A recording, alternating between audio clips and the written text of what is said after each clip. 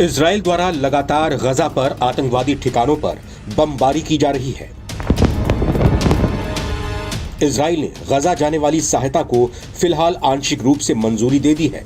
गजा जाने वाली सड़कों से नाकेबंदी हटा ली गई है।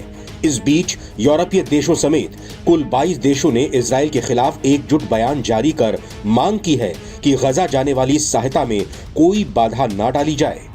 दिलचस्प बात यह है कि इन देशों में एक भी इस्लामिक देश ऐसा नहीं है जो फिलिस्तीन का आक्रामक समर्थन करता रहा है और इजराइल का मुखर विरोधी है।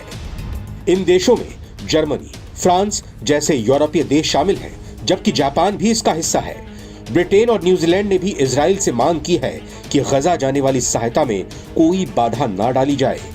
इजराइल के खिलाफ संयुक्त बयान जारी करने वाले देशों में शामिल हैं Australia, Canada, Denmark, Estonia, Finland, Iceland, Ireland, Italy, Japan, Latvia, Lithuania, Luxembourg, Netherland, New Zealand, Norway, पुर्तगाल, Slovenia, Spain, Sweden, Germany, France और ब्रिटेन।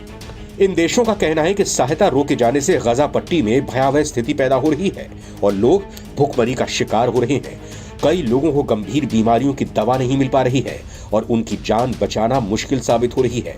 इन देशों का कहना है कि हमें पता है कि इजराइल ने सीमित मात्रा में सहायता देने पर सहमति जताई है, लेकिन हमारी मांग है कि सहायता देने में कोई बाधा न आए। दिलचस्प बात यह है कि फ्रांस, ब्रिटेन और कनाडा ने इजराइल को धमकी तक दे दी है कि अगर गजा में सहायता रोकी गई तो वो प्रतिबंध लगा देंगे।